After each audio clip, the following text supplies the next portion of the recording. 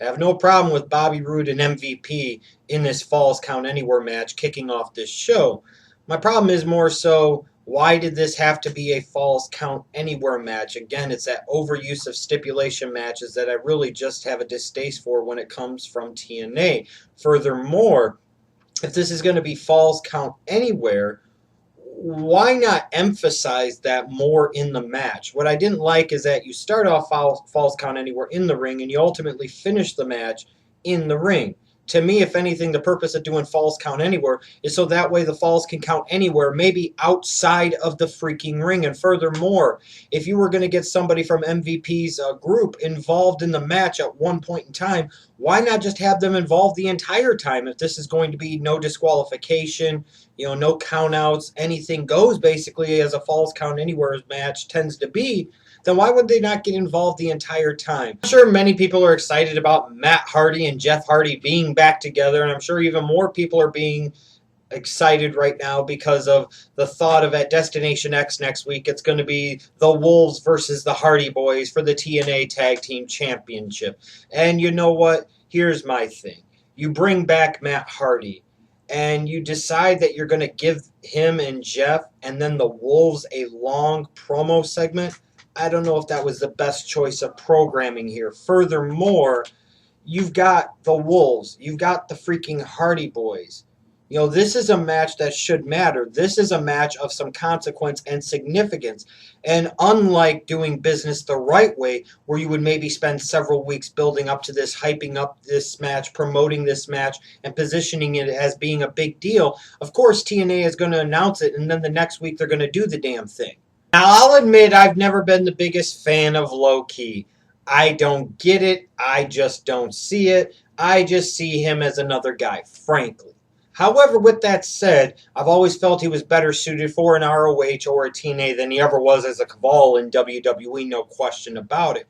And I felt like for a TNA in their X division, he could be a bit of a star. And he's somebody that could be an important piece of the pie. In his proper place, in his proper role, he could do some good things for the company.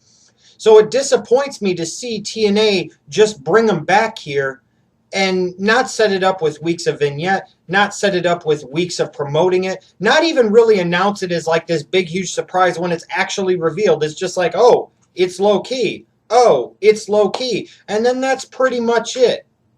That disappoints me tremendously. If you're going to bring back a low-key, why not promote this? Why not market this? Why not spend weeks building up to this? That way, when he does make a grand return, people are really excited to see him. Instead, I think it kind of was like an reaction. People were excited, but not nearly as excited as they should be. I kind of like what TNA's doing with Anderson and Gunner and Samuel Shaw. I also like this tag team and what they're doing with Bram and Magnus.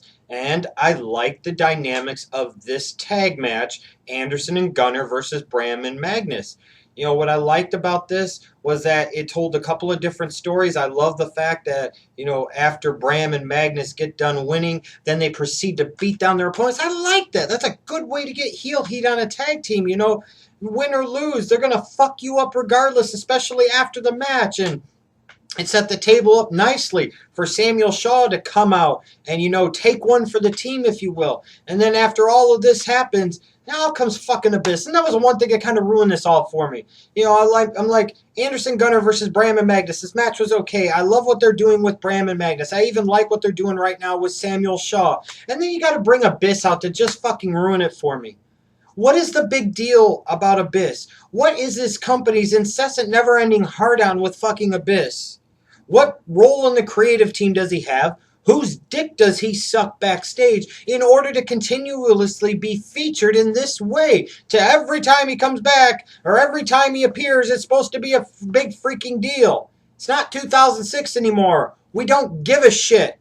Now, of course, one of the featured segments on this show was going to be Austin Aries revealing his decision.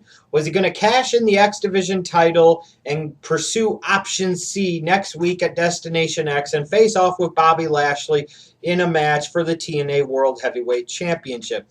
And I like how, as much as they possibly could, they tried to spin you a little bit, tried to swerve you, create some type of uncertainty, but let's be realistic. You knew all along that Austin Aries was going to cash in, and he wanted to take this title shot next week. Apparently he created option D, which is whatever, and that's all fine and good, but I like this segment here.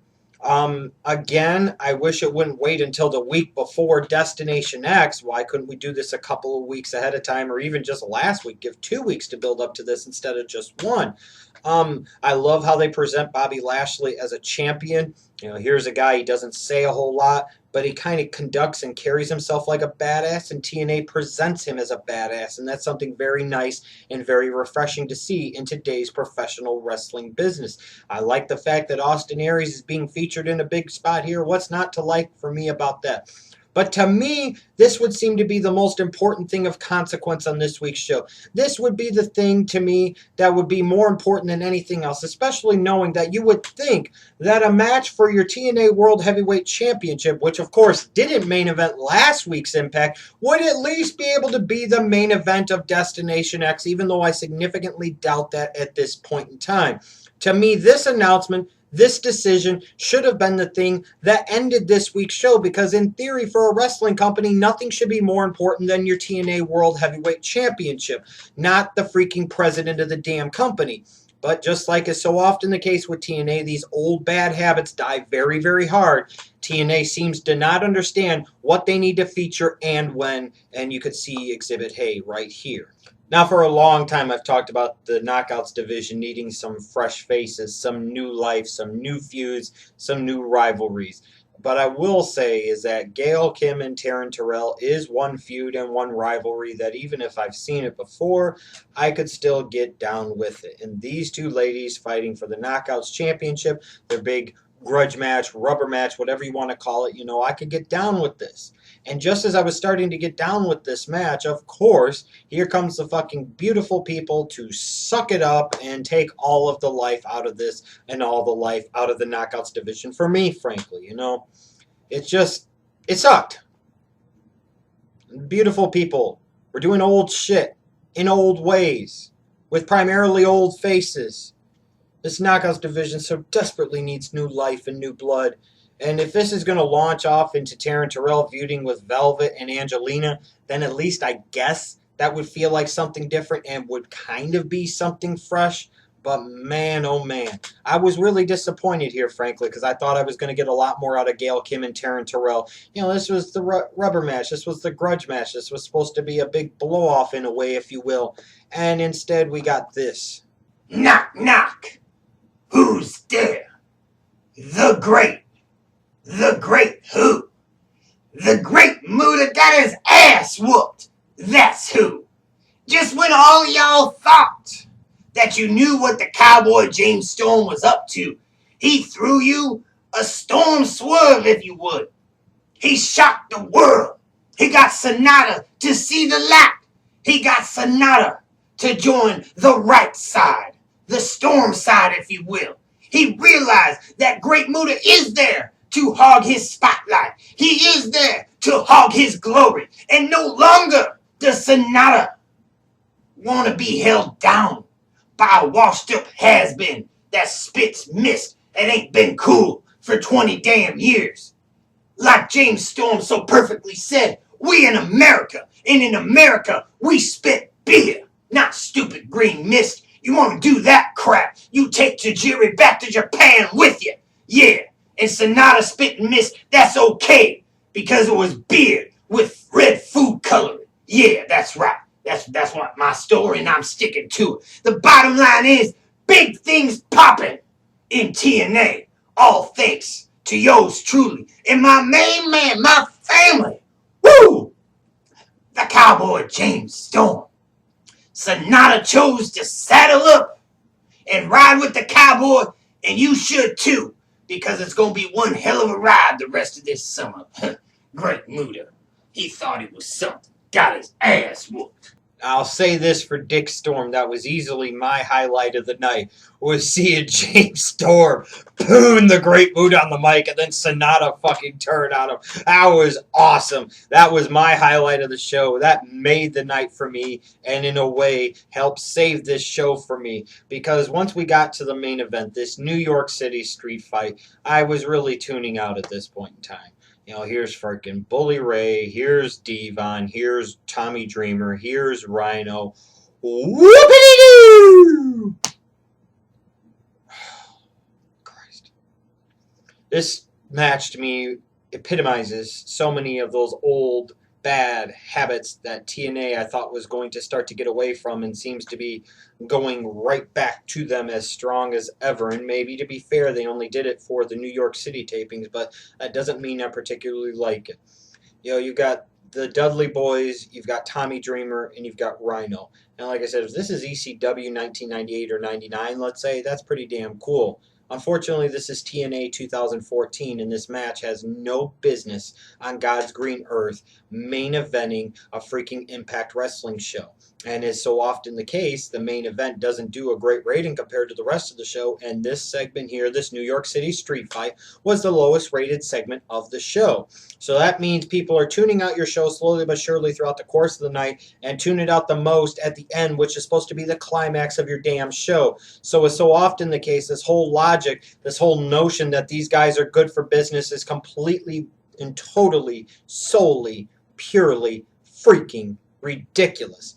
I mean, what's even more ridiculous than that is that it's Dixie Carter over everything. Dixie Carter over fucking all. She is now starting to transcend in that Jeff Jarrett fucking territory to the point where I'm starting to wonder what assumed Dixie Carter position would fucking look like. This is getting bad. This is getting terrible. Here she is, King Mo. Haven't seen him on TNA television in God knows how fucking long. Got to be some type of Bellator shit to promote, so of course do the good thing for Spike TV and have King Mo appear out of fucking nowhere to be on Dixie Carter's freaking side. And then here's Dixie Carter. And then you've got freaking Snitsky and Ezekiel Jackson that come in at the end of the show. And it's just like, oh my God. They're sitting there and bringing these guys that were clearly WWE rejects. Like they didn't even really ever get over. They never even really made it. And here's TNA emphasizing to me sometimes just how second rate of a company they really are by sitting there and featuring these guys like they're huge freaking deals. Oh my God, he used to go by Snitsky. Oh my God, used to go by Ezekiel Jackson. Now, don't get me wrong. I'm all for sometimes guys getting a second chance, and it's not like the WWE is the great star-making factory that it once was, and sometimes they frankly drop the ball on guys. See Derek Bateman, who is now doing some good things, like in this feud, as Ethan Carter III. But again, with that being said, you've got 4 ECW guys main eventing a TNA show in 2014. You're presenting Dixie Carter as the most important thing of consequence on your damn show. More important than your world title, more important than your world champion, more important than anything else. It's Dixie Carter FTW! And like I said, I just take a whole pass on it because, again, it's emblematic of so many of those old bad habits that TNA has had over the years, failing to understand who they should feature, when they should feature, how they should feature, why they should feature, what they should feature, all of that. TNA just completely always screws the pooch on it. And with this week's show, to me, that was, again, clearly the case. So even though there were enough redeeming qualities for this show to still make it somewhat enjoyable for me, I do have some concerns about what I saw this week, what I expect to see at Destination X next week, and what I could be seeing out of TNA in weeks to come.